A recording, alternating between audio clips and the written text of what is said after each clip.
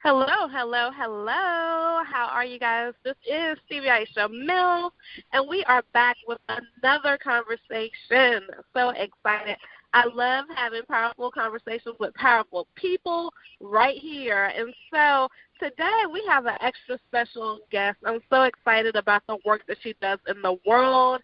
She is taking ministry, and she is taking the opportunity to be an author to the next level. So without any further ado, what I want to do is introduce you to Reverend Pitts. Hello, Reverend Pitts. How are you? Hello, hello, hello. How are you? I am Doing well. Good. Great, great, great. So Good, excited good. that you are here.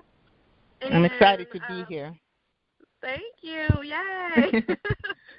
I definitely want to give you the opportunity. What I want to say about you since I've met you is just a little bit, but of course I want to give you the opportunity to tell people who you really are. But what I've learned is that you are a woman on a mission who is taking it to the next level. You are an author, a speaker, you're a facilitator, you're doing great, great things in this world. And so I definitely want to turn it over to you so you can tell us exactly who you are. Okay. Basically, to kind of like sum it up, I'm a woman of many hats, and I am a servant. So I work for social services in the Medicaid unit dealing with the Obamacare and a New Jersey program called New Jersey Family Care. That is my full-time job. My volunteer job is I am a police chaplain for the Millville Police Department. I am also a lead chaplain for the Millville High School and also a voluntary staff chaplain for New Jersey Department of Corrections dealing with one of the local prisons in Bridgeton, New Jersey. Wow. That in and of itself is amazing because I heard a few words. First I heard New Jersey, and I have some family in New Jersey. I've been to New Jersey a few times. My family is in Plainfield, and so I definitely know about New Jersey, and I think it's incredible that you are doing work there. And fun fact is I used to go to school in New Jersey when I was little, but my mom quickly moved us to Virginia. But it's just amazing. So the work that you're doing there, I'm sure, is well appreciated because it is definitely one of those cities, one of those states where, you know, we saw Lean on Me. We saw Joe Clark. We saw that. And so that is the reality. Maybe not so much the reality in 2020, but we do know that that is one of the tougher places to be. So the work that you're doing, especially in the penal system, is amazing because people often forget that the penal system have people who are just, you know, may have made a mistake or may not have made a mistake because we've seen movies and depictions of people who have been falsely accused, all kinds of things. So I would love to have you tell us more about that and how you got connected to that. Sure. Now, dealing with the New Jersey Department of Corrections, I'm not there for the inmates. I am there for the correction officers and the employees there.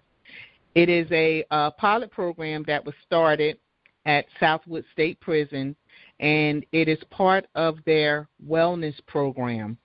And what they find out is even though they have a wellness program, the CEOs they're going to be more prompt to talk to someone on the outside versus the inside because they don't have to worry about their job being in jeopardy or someone getting a whiff of their business. So they feel more comfortable talking to someone on the outside. So I am part of the pilot program for that facility, and so if things go well, this program will be instituted to all the prisons in the state of New Jersey. Wow. Well, we know it shall go well. Listen, I have learned you very quickly. And you are a no-nonsense type of woman, so I know that anything that you touch will definitely go well, and I love it, and I think that is incredible that they are taking that step because a lot of times, you know, the corporations and systems that people work with don't even think about their employees, right? Absolutely. They just want them to be body. So I think that's incredible, and congratulations on being part of something so monumental. Yes, the officers there were very excited about it because, as you just said, they were saying, they always cater to the inmates, and we've been waiting for this. So I am like one, and I'm not sure how many other volunteer chaplains is in on that particular program, but I am one of maybe 15 to 17 chaplains that go there on a volunteer basis. And basically, to backtrack to what you asked earlier, how I got into it, I had got my certification in chaplaincy through a organization called International Federation of Human Rights Chaplaincy. And I had this certification, and it was an unspoken request that God granted me. I had this certification. I wanted to use it. So this gentleman would call me, who I knew not of, and asked me to attend this fellowship meeting, and I wouldn't go. So this is about the third time he calls me. So I'm like, let me see what this is all about, because he keeps calling me. Like, he would call, and then a few months would pass, and he would call again. So I went, and mind you, we had no in-depth conversation about anything besides me coming to this fellowship meeting. So after the meeting, he says to me, I want to take you to go meet the police chief. And in my mind, I'm like, okay. So I get to the police station. He's giving me a grand tour of the police station. We get to this training officer, and he says, we got to hurry up and get her application and swear her in. And that's how I got into the police department. And it's very monumental for me in regards to this particular police department, because I am the first Afro-American female police chaplain. I am one of 17 chaplains that are there, but there are only 2 females, including myself. And the area that this police station is in, this area was known for Ku Klux Klan rallies and different things of that sort. So it's very monumental for me to be there. And because I am a police chaplain, it also opened up the door for me to be at the high school. We have chaplains in all our high schools here in Millville, and it is for the students. So if they don't want to talk to the teachers, they don't want to go to the guidance counselors, then we avail ourselves for them to talk to us. Wow, I love it. And again, congratulations. That's incredible. Wow. Yeah, it's That's amazing. Yeah, nobody but the Lord, because and the awesome thing about this is 2 days prior to this happening at the police station, my bishop had prophesied to me, and he said, the season that you're in, there's going to be times you're going to walk right in the middle of things, and you're not going to have a chance to make a decision about anything. You're just going to walk right in the middle of it. And 2 days later, that's what happened with the police station. Wow. That's amazing. I love it. Yes. I love it. And it's so incredible, because what you said at the start of the interview, what we're seeing definitely is coming true, and that is that you're a servant. And yes. This is great, and it's definitely seeing that you are a woman of many hats, but you are a master of many hats too. And I think that's the thing. A lot of times we can wear many hats, but we don't know what we're doing. Yes, so absolutely. I think that's incredible. And so what I want to do is transition a little bit, because I do know that you are part of the I Love My Life book nook. So excited to have you a part. Yay. And I want the first question I want to ask you in that regard about being part of the book nook is, why did you say yes? I'm always, anything that I do, for the most part, let me put this disclaimer, I am led by God. I am led by God. Everything that I do is God inspired. Okay. And I just felt led, because a lot of times you can have people, they'll be trying to contact you to be a part of this, to be a part of that, and a lot of times it's about numbers.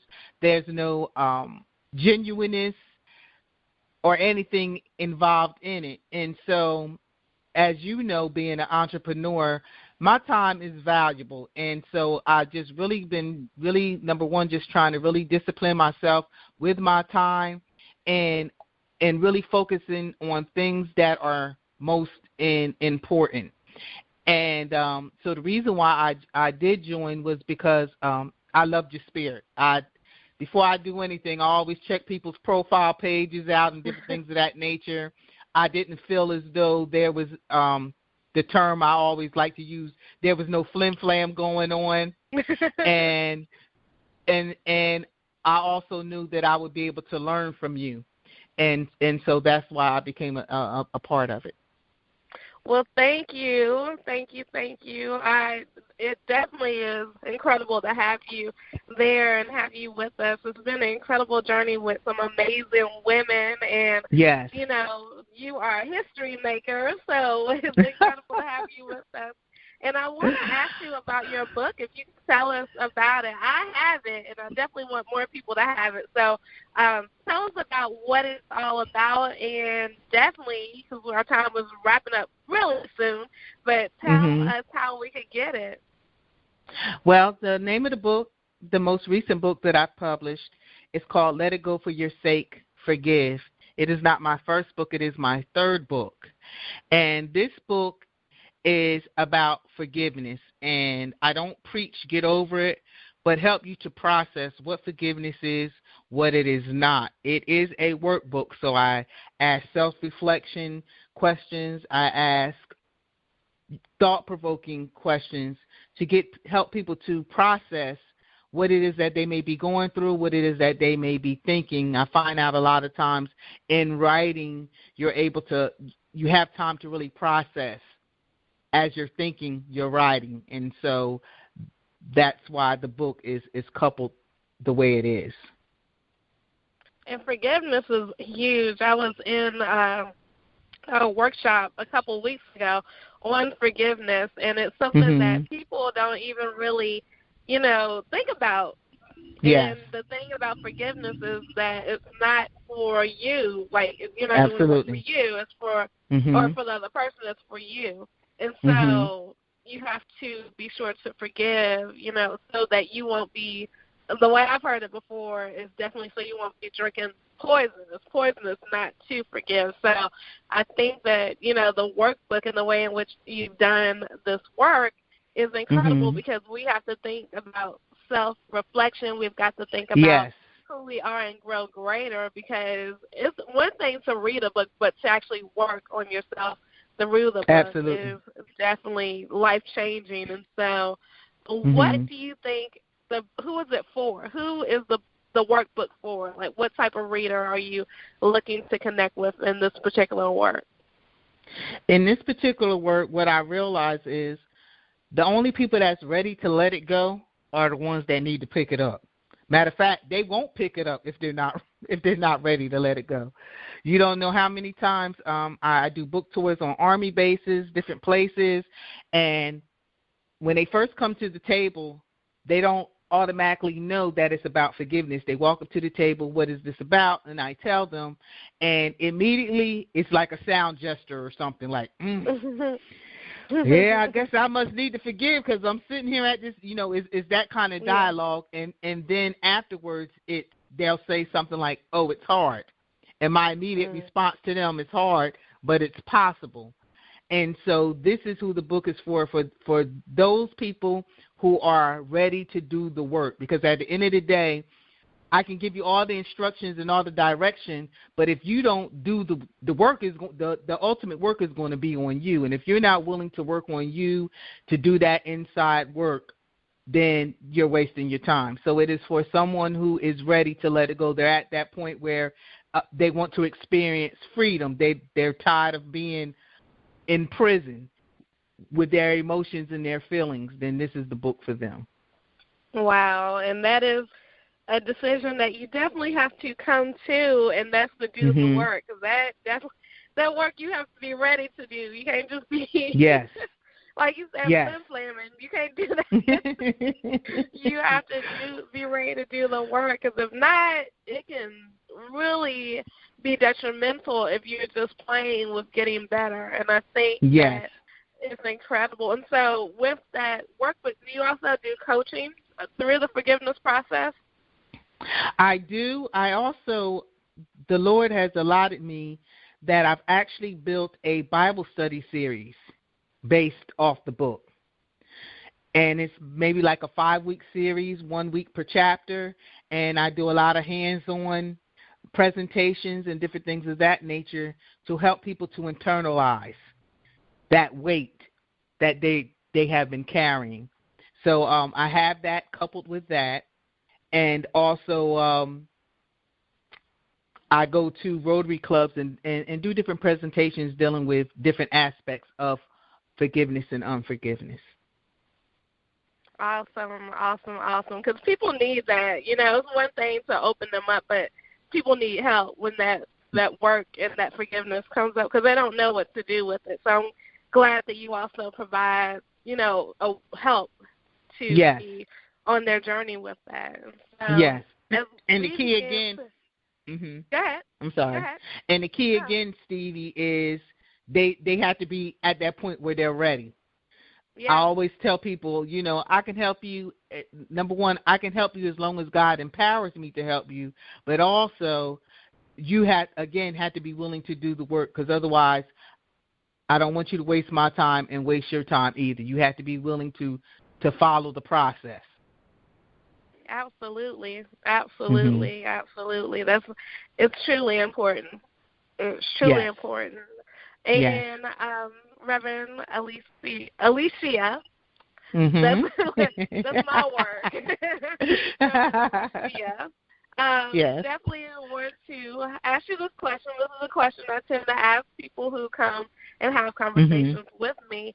And the question is, and it's a fill in the blank that's going to come, is Stevie, we cannot leave this conversation today without the listeners knowing, and then fill in the blank. Okay. We cannot leave this conversation without the listeners knowing that you cannot do what I call surface blanket forgiveness. Like some people think that they can, I forgive you and that's it. No, there's a process. Forgiveness is a process. And that process is specific. You have to be specific. So when situations arise and it may trigger something in you by you being specific and going through that process, you won't have to worry about those triggers anymore. Instead of just doing a blanket, straight out blanket forgiveness, you have to be specific. So I want the readers to know forgiveness is a process. It's hard, but it is possible. Awesome. And, of course, we cannot leave today without getting your contact information. Yes. The book is available on Amazon. It is available on Kindle. It is available on my website. My website is AleecheaPitts.com. I also, on my website, I have a giveaway. It's a free ebook on learning how to apologize. As you go through my website, I have there's bracelets, there's T-shirts, things as a reminder, because sometimes we might need a reminder in regards to forgiveness. And so all of those things are available on my website. I'm on Twitter. I'm on Instagram. And I also have a Facebook group based on the book, Let It Go For Your Sake, Forgive. And I'm always posting something up, and also those who have connected with the group on something about forgiveness in Facebook. Awesome. Well, thank you for taking the time to have a conversation with me. You are greatly Yes, thank you for having me. Yes, ma'am. And again, congratulations on this historical, monumental work. And we know that God is going to keep growing the testimony. Cannot wait to hear what comes next with that. And I appreciate you coming on by. All right, everybody. What we're going to do is to make sure we go and connect with Reverend Pitts, make sure we get all that greatness, make sure we get those reminders. And if you ever need to connect with me, then you know how to do that, and that's to spell my first name correctly, Stevii, And you can find me all over social media. You can find me at Stevie.com. And, of course, you can find me right here. Well, as I always like to end the show, I say make it a great day. Do not have a great day. Make it a great day. Why? Yes. Because you, and yes, you too have the power to do so. Bye for now.